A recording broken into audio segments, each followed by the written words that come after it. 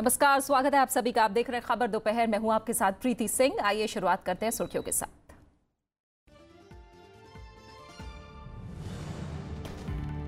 सदन में गतिरोध की वजह से 11वें दिन भी कार्यवाही बाधित। अवरोध पर सभापति ने जताई कड़ी नाराजगी।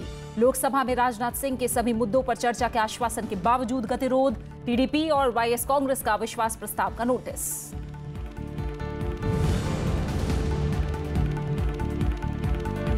संसद में अमर्यादित व्यवहार और असंसदीय भाषा के इस्तेमाल से उपराष्ट्रपति आहत। जनप्रतिनिधियों को भाषा और व्यवहार सुधारने की सलाह। सदन में गतिरोध खत्म करने की अपील। कहा, विधायिका में हिंसा की जगह नहीं।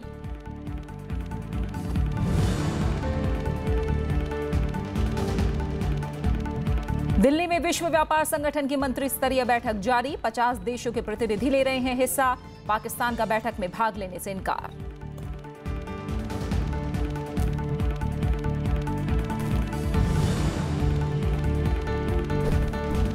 उत्तर प्रदेश की योगी आदित्यनाथ सरकार का 1 साल पूरा। सरकार की उपलब्धियों पर फिल्म और बुकलेट जारी। मुख्यमंत्री योगी आदित्यनाथ ने बताया लघु और सीमांत किसानों का कर्ज माफी को सबसे बड़ा फैसला।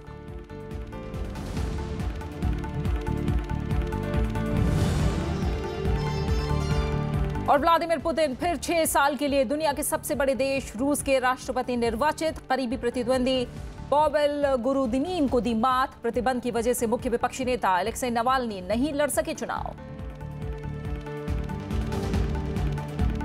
सबसे पहले खबर संसद से। राज्यसभा में आज 11वें दिन भी कार्यवाही में गतिरोध जारी रहा। सदन की कार्यवाही की शुरुआत में सभा पटल पर कई अहम मंत्रालयों से जुड़े पत्र और प्रतिवेदन पेश किए गए। सभा पटल पर अहम पत्र रखे जाने के फौरन बाद आंध्र प्रदेश और तमिलनाडु के सांसदों ने आंध्र को विशेष राज्य का दर्जा और कावेरी जल विवाद का मुद्दा उठाया। नारेबाजी करते हुए सांसद वेल की ओर बढ़े, जिससे कार्यवाही में अवरोध आया। सभापति एम वेंकैया नायडू ने गतिरोध पर एक बार फिर कड़ी नाराजगी जताई। सभापति ने सांसदों से सदन चलाने की बार बार अपील की। बावजूद इसके सदन में गतिरोध जारी रहा। सभापति को आखिरकार सदन की कार्यवाही मंगलवार सुबह 11 बजे तक के लिए स्थगित करनी पड़ी। लोग हंस रहे, मजाक का विषय बन जाएगा पार्लियामेंट, ऐसा मत होने दीजिए। मेरा सबको सुझाव है, अब सब लोगों से अनुरोध है, कृपया सदन को चलने दीजिए। ये देश के हित में नहीं है। This is not in the interest of the country, this is not the interest of the parliament, this is not the way to conduct ourselves. What is happening? What is happening? We can't. I am willing to allow all these discussions. I have already said it. Government also is willing to have discussion. Opposition also is saying now they also want discussion. Then why all these problems? I am not able to understand. How long we should continue like this?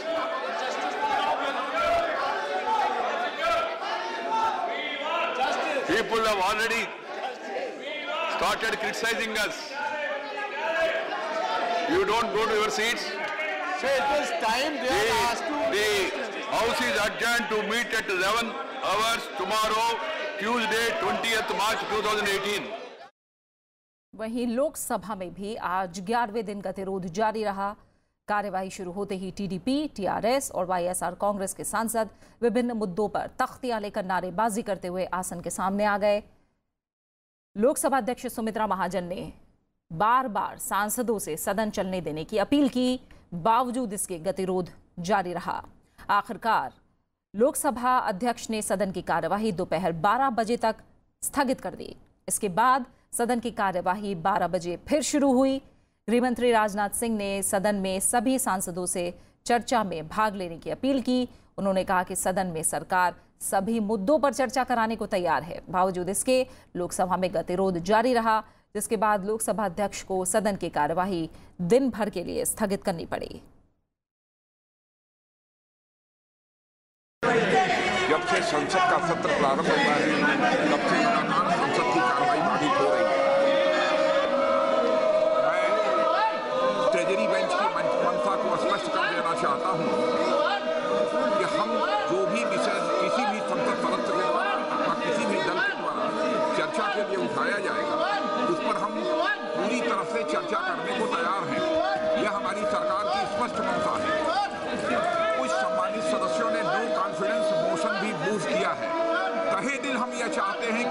Confidence motion पर चर्चा हो। और मैं सभी सदस्यों से appeal करना चाहता हूं कि सभी इस संबंध में सहयोग करें ताकि नो कॉन्फिडेंस मोशन पर चर्चा हो सके।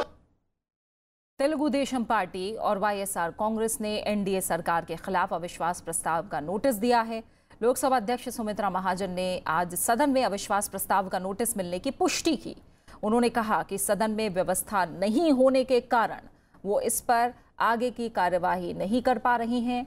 उन्होंने सदन में व्यवस्था बनाने की अपील की ताकि नोटिस पर कार्रवाई हो सके, लेकिन व्यवस्था नहीं बनने पर उन्होंने सदन को मंगलवार सुबह 11 बजे तक के लिए स्थगित कर दिया। I have received notices of motion of no confidence in the Council of Ministers from Sri Tota Narasimhan, Y. Subba Reddy and Jaydev Gala.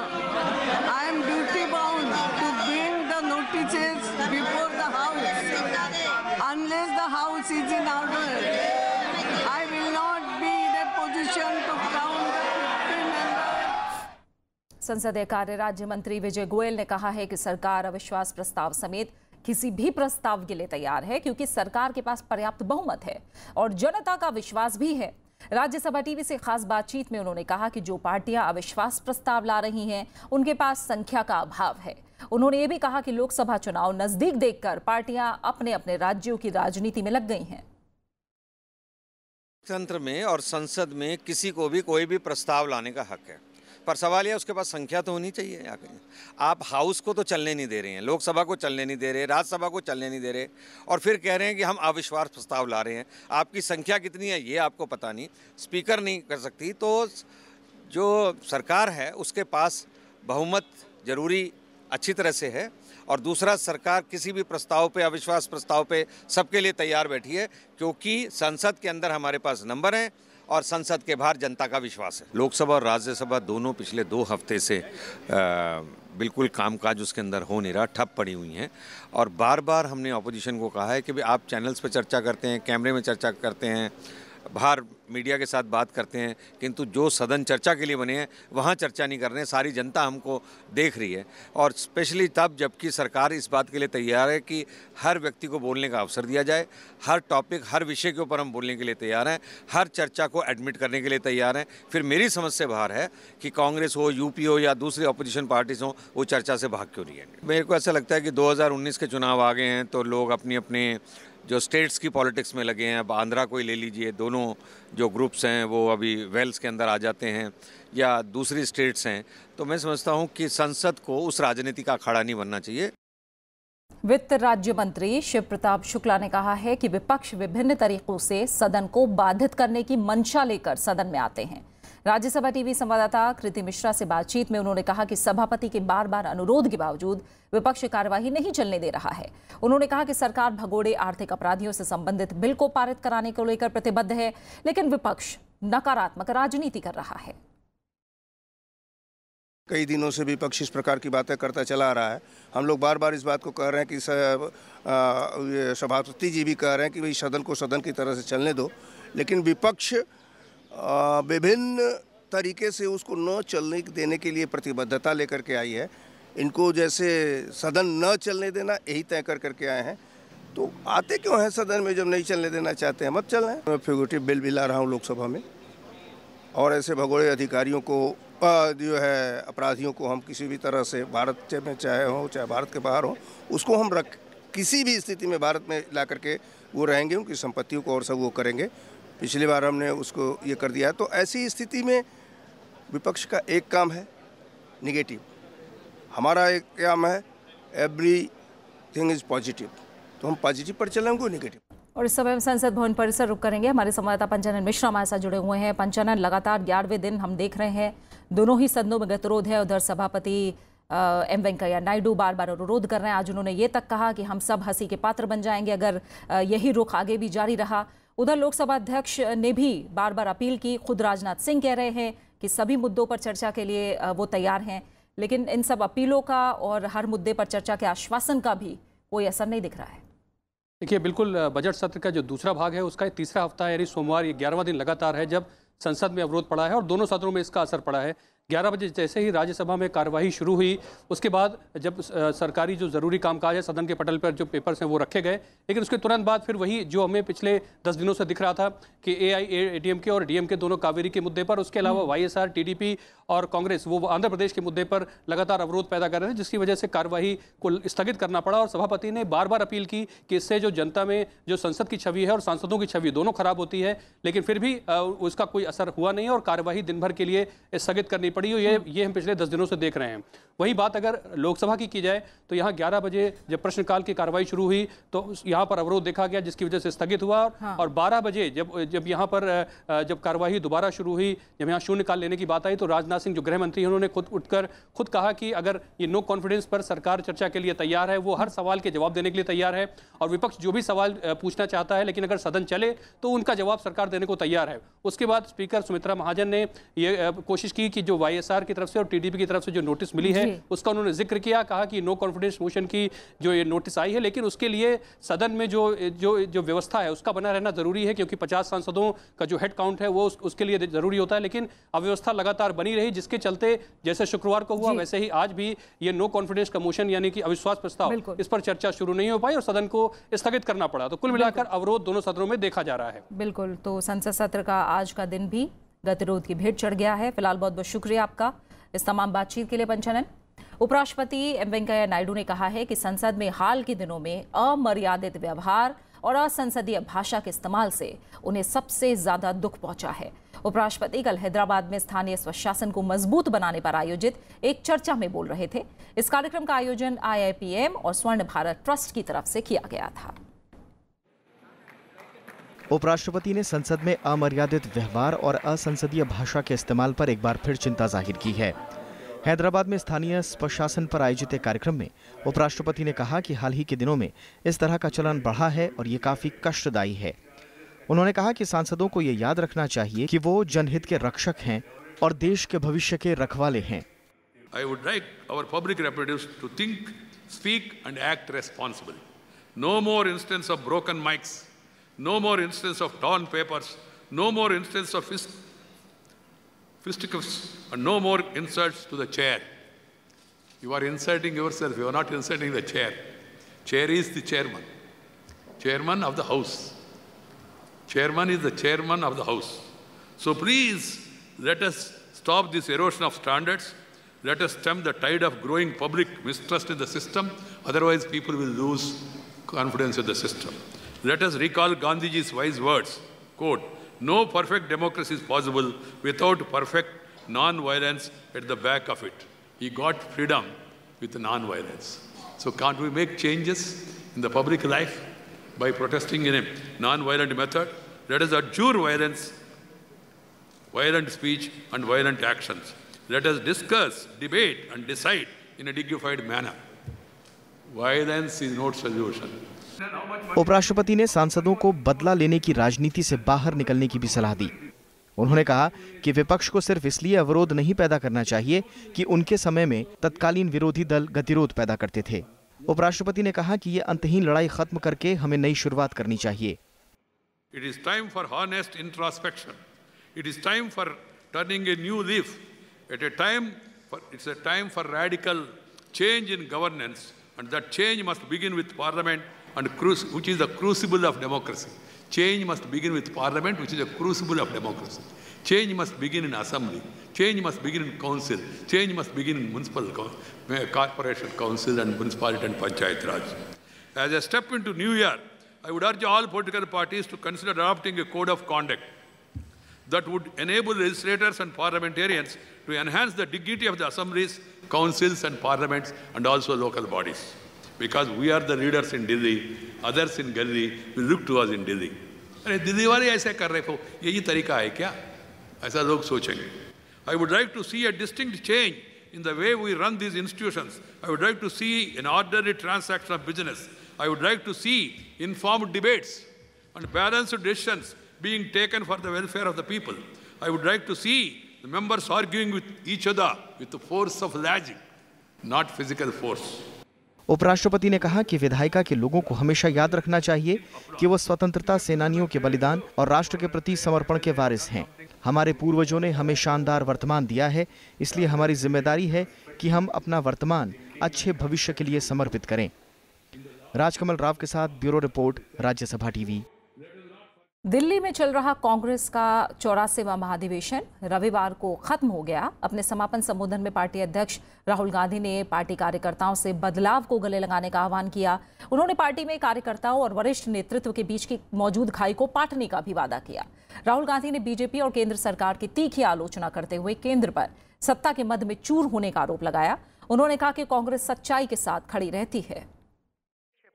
2019 में होने वाले चुनावों की रणनीति के तहत कांग्रेस अध्यक्ष राहुल गांधी ने पार्टी कार्यकर्ताओं को बदलाव अपनाने की नसीहत दी है। राहुल गांधी के मुताबिक कांग्रेस और देश दोनों के भीतर बदलाव का वक्त आ गया है। कांग्रेस महाधिवेशन के समापन भाषण में राहुल गांधी ने कहा कि वो पार्टी में आम कार्यकर्ता और बड़े नेताओं के बीच की दीवार को तोड़ना चाहते हैं। उन्होंने आगामी चुनावों में देश के लिए नई सोच रखने वाले प्रतिभाशाली लोगों को टिकट देने की बात कही। 10-15 साल कार्यकर्ता खून पसीना देता है और फिर टिकट से पहले उसको कहा जाता है, भैया तुम कार्यकर्ता हो, तुम्हारे पास पैसा नहीं है, तुम्हें टिकट नहीं मिलेगा।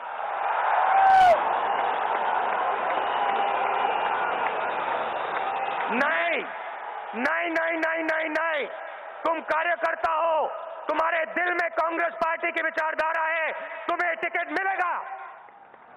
राहुल गांधी के निशाने पर बीजेपी और केंद्र सरकार भी रही। राहुल ने बीजेपी पर नफरत फैलाने का आरोप लगाया और कहा कि देश कठिन दौर से गुजर रहा है। राहुल ने देश के विकास के लिए अपनी सोच को भी साझा किया। उन्होंने कहा कि पार्टी युवाओं की प्रतिभाओं को निखारने के लिए तकनीकी और वित्तीय प्रोत्साहन पर जोर देगी। उन्होंने किसानों के लिए फूड पार्क्स और खाद्य प्रसंस्करण केंद्रों के जाल की जरूरत पर भी जोर दिया। एक तरफ फास्टेस्ट ग्रोइंग इकोनॉमी और दूसरी तरफ करोड़ों युवाओं के पास रोजगार नहीं है। यह हिंदुस्तान की सच्चाई। Go to any market and look at all the fancy products. Turn them around. Turn them around and behind you will read Made in China. महाधिवेशन को कांग्रेस के कई वरिष्ठ नेताओं ने भी संबोधित किया। पूर्व प्रधानमंत्री मनमोहन सिंह ने अपने संबोधन में केंद्र सरकार पर लोगों से किए वादे पूरे नहीं करने का आरोप लगाया। उन्होंने कृषि संकट और बेरोजगारी पर सरकार को घेरने की कोशिश की। The economy faces three main challenges, says the economic survey: education, health, agriculture, and employment. Real agricultural growth rate has stagnated in the last 4 years. इससे पहले शनिवार को महाधिवेशन को यूपीए चेयरपर्सन सोनिया गांधी ने भी संबोधित किया था। आखिरी दिन पार्टी ने सर्वसम्मति से पार्टी अध्यक्ष राहुल गांधी को नई कार्य समिति के सदस्यों को चुनने के अधिकार से जुड़ा प्रस्ताव भी पास किया। कांग्रेस ने अपने महाधिवेशन में विदेश मामलों, अर्थव्यवस्था, राजनीति और कृषि पर दृष्टि पत्रों को भी जारी किया और 2019 के आम चुनावों में जीत के लिए कांग्रेस की रणनीति का खाका तैयार किया। अपने महाअधिवेशन में कांग्रेस पार्टी ने अर्थशास्त्र, राजनीति, कृषि और गरीबी उन्मूलन जैसे अहम मुद्दों पर अपनी बात रखी। पार्टी के शीर्ष नेतृत्व ने कांग्रेस कार्यकर्ताओं में नई जान फूंकने की भी कोशिश की और साफ किया कि कांग्रेस समान विचारधारा वाली पार्टियों के साथ मिलकर काम करने के लिए तैयार है। लेकिन देखना होगा कि ये रणनीति कांग्रेस पार्टी के लिए चुनाव में कितनी सार्थक होती है। दिल्ली से कैमरा पर्सन सरोज के साथ कृति मिश्रा, राज्यसभा टीवी। इस बीच केंद्रीय मंत्रियों ने राहुल गांधी के आरोपों को सिरे से खारिज किया है। रक्षा मंत्री निर्मला सीतारमण ने कहा कि सरकार ने युवाओं और किसानों की मदद के लिए कई योजनाएं शुरू की हैं। यूपीए सरकार के वक्त होने वाला भ्रष्टाचार अब खत्म हो गया है। और एक बात हम समझ गए, राहुल गांधी अपने पिताजी, अपनी माताजी और अपनी विरासत के कारण कांग्रेस के अध्यक्ष तो बन चुके हैं, लेकिन अब राहुल गांधी स्वयं भारत को कांग्रेस मुक्त करके जाएंगे, जो उनका रवैया है। You want the votes. You don't want to solve the rural distress or agrarian crisis, which is nothing but thanks to the rule of the Congress party. Year after year, amounts were spent, but nobody knows where it went. No concrete addressing of rural distress or agrarian crisis during their rule, whether in the state or in the center. And today they have a suggestion to give, oh, agrarian crisis, nobody is taking care of it. प्रधानमंत्री जी पर विपक्षी भी कभी व्यक्तिगत आरोप नहीं लगाते, वो जरूरत राहुल जी कर रहे हैं। देश समझता है सच्चाई को और इसलिए ऐसे आरोप स्टिक नहीं करते। अध्यक्ष जी पर भी उन्होंने हमारे पार्टी के अध्यक्ष पर जो आरोप किए वो भी एक सोची समझी साजिश के तहत किया है। दिल्ली में विश्व व्यापार संगठन की मंत्री स्तरीय बैठक आज से शुरू हो गई है। बैठक 2 दिन चलेगी। इस बैठक में 50 देशों के प्रतिनिधि शामिल हैं, जो वैश्विक व्यापार पर चर्चा करके WTO से जुड़े विभिन्न मुद्दों को सुलझाने की कोशिश कर रहे हैं। अर्जेंटीना की राजधानी ब्यूनस आयर्स में पिछले साल दिसंबर में 11वीं मंत्री स्तरीय बैठक नाकाम हो गई थी। तब अमेरिका कृषि से जुड़े मुद्दों पर चर्चा से पीछे हट गया था। इसके बाद इस बैठक का आयोजन हो रहा है। भारत में हो रही ये दूसरी बैठक है। इससे पहले 2009 में भारत में ये बैठक आयोजित हुई थी। विश्व व्यापार संगठन के महानिदेशक रॉबर्टो अजेवेदो भी इस बैठक में हिस्सा ले रहे हैं। और हमारे विदेश मामलों के संपादक अखिलेश सुमन इस समय न्यूज रूम से हमारे साथ जुड़े हैं। इस खबर पर हम उनका रुख करेंगे। अखिलेश, कोई पूर्व घोषित एजेंडा नहीं है इस बैठक का, लेकिन क्योंकि अनौपचारिक बैठक है इसलिए संभावना भी होती है कि इस दौरान मुक्त और बेबाक चर्चा ज्यादा हो, जिससे बड़े मुद्दों का हल निकले। और इस वक्त WTO भी कई चुनौतियों से जूझ रहा है। इन सबको देखते हुए कितनी अहमियत है इस बैठक की? देखिए, इस बैठक की अहमियत इसलिए है कि WTO की जो स्थापना हुई थी वह स्थापना इसलिए हुई थी कि दुनिया के देशों के बीच जो द्विपक्षीय व्यापार हैं वो कई बार बहुपक्षीय व्यापार में बदल जाते हैं, क्योंकि एक सामान एक देश में बनता है, दूसरे देश में जाता है, दूसरे देश में उसमें और कुछ ऐड किया जाता है, फिर तीसरे देश में उसे भेजा जाता है, फिर चौथा देश उसमें कुछ और लगाता है। तो एक तरह से आज का व्यापार महज 2 देशों के बीच का नहीं है, बल्कि ये कई देशों को मिलकर व्यापार की संरचना बनती है। और इसमें बहुत शुरू से ही एक बात कृषि को लेकर हमेशा चर्चा में रही, विवादों में रहा, क्योंकि विकसित देश जो हैं, विकसित देश कृषि के मामले में काफ़ी उन्नत हैं, क्योंकि उन्होंने कृषि में बड़े पैमाने पे तकनीक का इस्तेमाल किया, बड़े पैमाने पे सरकारी पूंजी उसमें लगाई, और जो पूंजी वाले घराने थे, पूंजीवादी बड़े बड़े कॉरपोरेट घराने को कृषि में लगाया।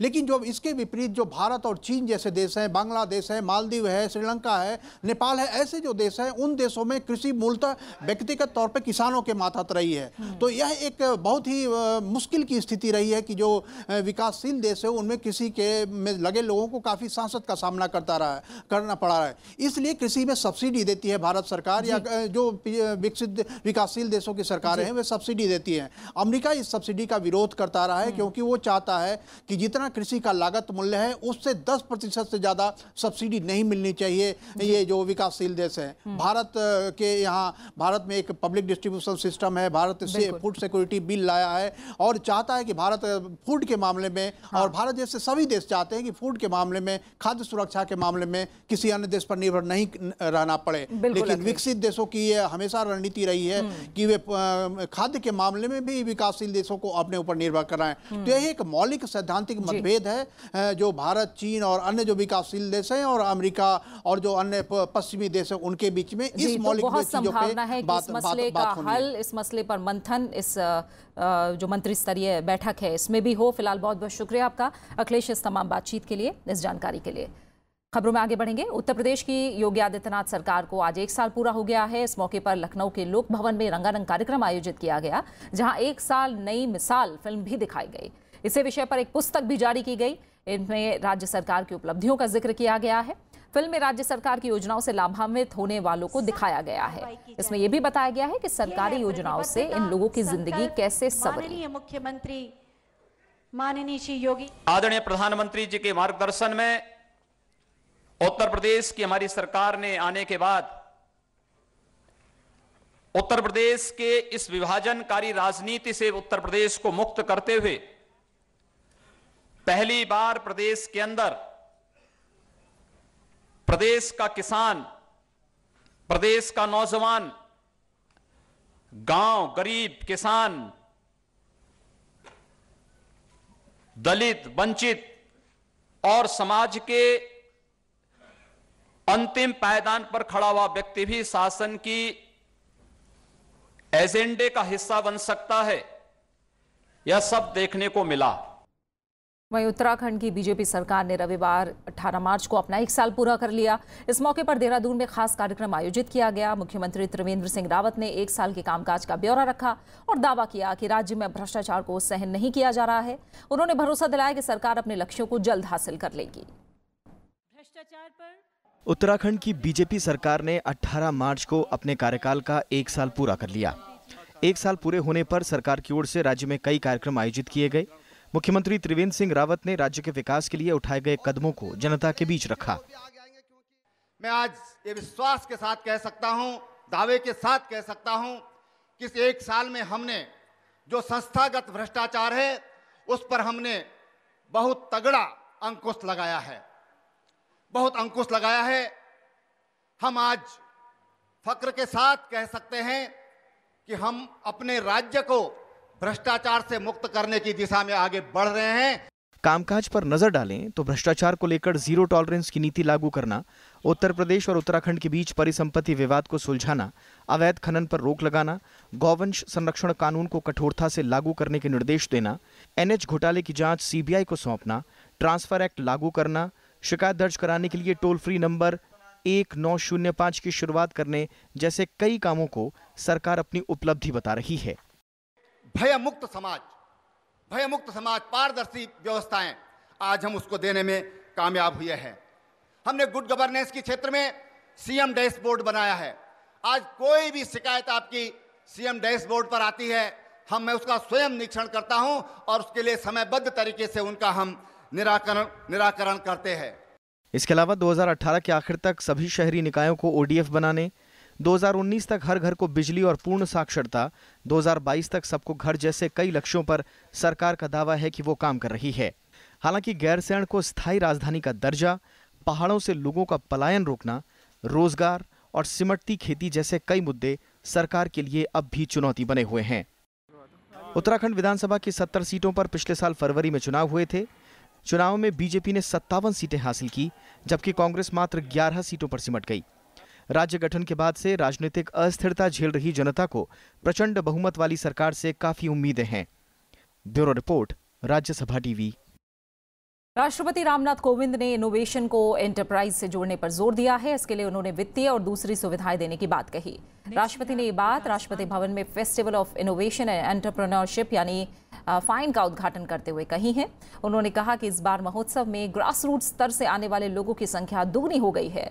इससे पता चलता है कि ग्रास रूट स्तर पर इनोवेशन को लेकर तेजी से काम हो रहा है। इस मौके पर राष्ट्रपति ने Gandhian young technology innovation award भी प्रदान किए। उपराष्ट्रपति एम वेंकैया नायडू ने आज सरदार वल्लभ भाई पटेल कॉन्फ्रेंस हॉल का उद्घाटन किया। ये नया हॉल उपराष्ट्रपति आवास में बनाया गया है। उपराष्ट्रपति ने कहा कि इस कॉन्फ्रेंस हॉल का उपयोग राष्ट्रीय महत्व के विषयों पर बहस, चर्चा और संवाद के लिए होगा। उन्होंने कहा कि सरदार पटेल भारतीय संस्कृति की प्रतिमूर्ति थे। उन्होंने देश का एकीकरण करके देश को जरूरी ताकत दी। उपराष्ट्रपति ने सरदार पटेल को अपना रोल मॉडल बताया, साथ ही भारतीय पुलिस सेवा के निर्माण में उनके योगदान को याद किया। चारा घोटाले से जुड़े चौथे मामले में आज फैसला आ गया है। रांची की सीबीआई की विशेष अदालत ने इस मामले में बिहार के पूर्व मुख्यमंत्री लालू प्रसाद यादव को दोषी करार दिया है। वहीं इस मामले में पूर्व मुख्यमंत्री जगन्नाथ मिश्रा को बरी कर दिया गया है। मामला दुमका कोषागार से 3 करोड़ 13 लाख रुपए की अवैध निकासी का है। ये निकासी साल 1995 के दिसंबर महीने से 1996 के जनवरी महीने तक हुई थी। और अहम अंतर्राष्ट्रीय खबर में व्लादिमीर पुतिन फिर रूस के राष्ट्रपति चुन लिए गए हैं। व्लादिमीर पुतिन के हाथों अगले 6 साल तक रूस की कमान होगी। उन्हें करीब 76% मत मिले हैं। 2012 के चुनावों के मुकाबले उनके वोट शेयर में इजाफा हुआ है। 2012 में उन्हें 64% वोट मिले थे। केंद्रीय चुनाव आयोग के मुताबिक पुतिन के करीबी प्रतिद्वंदी पॉवेल गुरुदिनीन को महज 12% वोट मिले हैं। पुतिन 19 साल पहले कार्यकारी राष्ट्रपति बने थे। और इसी के साथ फिलहाल खबर दोपहर में इतना ही। इजाजत दीजिए, नमस्कार।